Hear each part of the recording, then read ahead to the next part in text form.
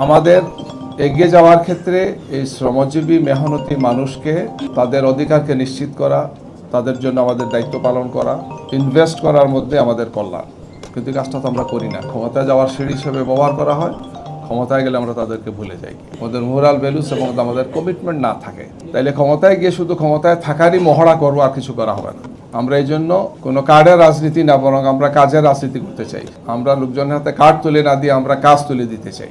বিগত অর্ধ শতাব্দীরও বেশি সময় আমরা যে সমস্ত দলগুলো ক্ষমতায় ছিলেন, তাদের ভূমিকা, তাদের দায়িত্ব পালন, সেগুলো একটা নির্মোহ পর্যালোচনা হওয়া উচিত, যে আমরা আসলে কতটুকু করতে পেরেছি আমাদের শ্রমিকদের জন্য। এটার উপর নির্ভর করবে আগামীতে আমরা কি করব। কারণ অতীতে কি করেছি সেটার পর্যালোচনা হলেই ত্রুটি বিচ্যুতি বেরিয়ে আসে, এবং আগামীর বাংলাদেশ গড়ার জন্য যারা দায়িত্ব পাবেন তারা সেগুলো থেকে শিক্ষা গ্রহণ করে দায়িত্ব পালন করতে পারবে। বিশ্বনবী মুহাম্মদ রাসূলুল্লাহ সাল্লাল্লাহু আলাইহি ওয়াসাল্লাম খুব সুন্দর করে বলেছেন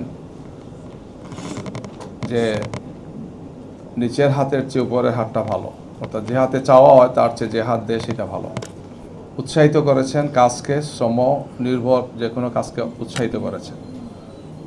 তার এক সাহাবী তার কাছে গিয়েছেন কিছু সাহায্যের জন্য। তিনি একটু সুঠাম কর্মঠ ছিলেন।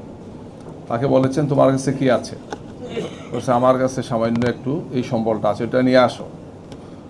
ওইটার বিনিময়ে তার হাতে একটা কুঠার তুলে দিলেন, কোড়াল, এবং বললেন, তুমি কাঠ কেটে খাও। অর্থাৎ শ্রমকে বিশ্বনবী মুহাম্মদ রাসূলুল্লাহ সাল্লাল্লাহু আলাইহি ওয়াসাল্লাম সম্মানিত করেছেন। আমরাও এই জাতি সেটাকে সম্মানিত করতে চাই।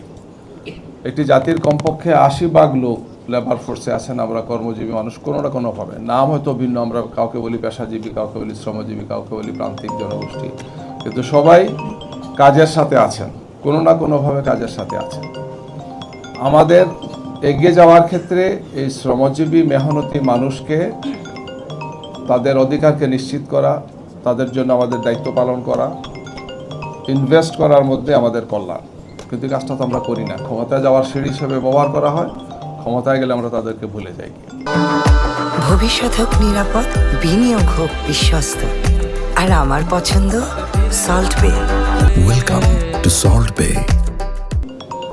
বিভিন্ন ধরনের শ্রমজীবী মানুষ যারা আছেন, শুধু গার্মেন্টস নয়, যেমন চা বাগানে যারা আছেন, সাপোজ, এদের ব্যাপারে আমরা খুব খোঁজ রাখি না। প্রান্তিক ধর্মীয় ধরনের বিপুল সংখ্যক মানুষ আছে।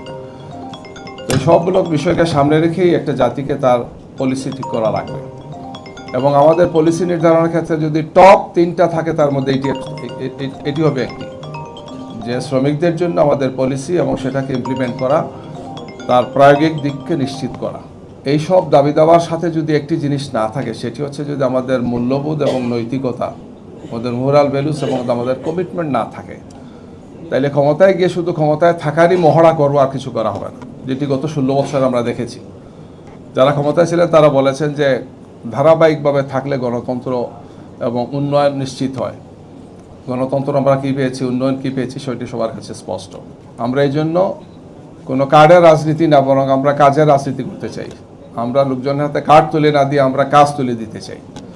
আমরা তাদেরকে দয়া দক্ষিণার জন্য কিছু টাকা দিতে চাই না, বরং তাদেরকে আমরা দক্ষ করতে চাই।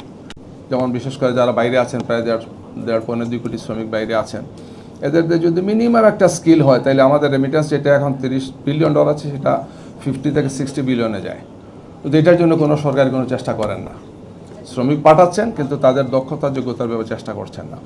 আমাদের পলিসিতে এই সমস্ত বিষয়গুলো আমাদের নিয়ে আসতে হবে। মেগা প্রজেক্টের চেয়ে এই সমস্ত প্রজেক্টগুলো উচিত, যেখানে আমাদের শ্রমিকরা তাদের শ্রমকে সঠিকভাবে মূল্যায়িত হবে, এবং তারা তাদের দিন শেষে একটু আরামায়েশে তারা থাকবেন। খুব বড় স্বপ্ন তারা দেখেন না, যতটুকু তারা কাজ করতে পারেন সেটার সক্ষমতা যাতে আরও বৃদ্ধি পায়, এবং তারা যাতে দেশ এবং জাতির জন্য বাস্তবিক অর্থে একটি সুষ্ঠু সুন্দর বাংলাদেশ তারা করতে পারেন। আমরা এমন কোনো প্রতিশ্রুতি দেব না যে প্রতিশ্রুতি আমরা বাস্তবায়ন করতে পারবো না। আসুন আমরা সবাই মিলে একটি সুন্দর বাংলাদেশ গড়ার জন্য চেষ্টা করি, যে বাংলাদেশ ক্ষুধামুক্ত, দারিদ্র্যমুক্ত, সন্ত্রাসমুক্ত হবে, গুম এবং আয়নাঘর মুক্ত একটি বাংলাদেশ হবে, একটি নিরাপদ এবং মানবিক বাংলাদেশ হবে ইনশাআল্লাহ। সেই বাংলাদেশ গড়ার জন্য আমাদের শ্রমিক বন্ধুদের অবদান সবসময় বেশি ছিল, এখনও আছে, ভবিষ্যতে সেটা থাকবে। আমরা এটার প্রতি সম্মান এবং মর্যাদা রেখে সেই বাংলাদেশটা আমরা করতে চাই।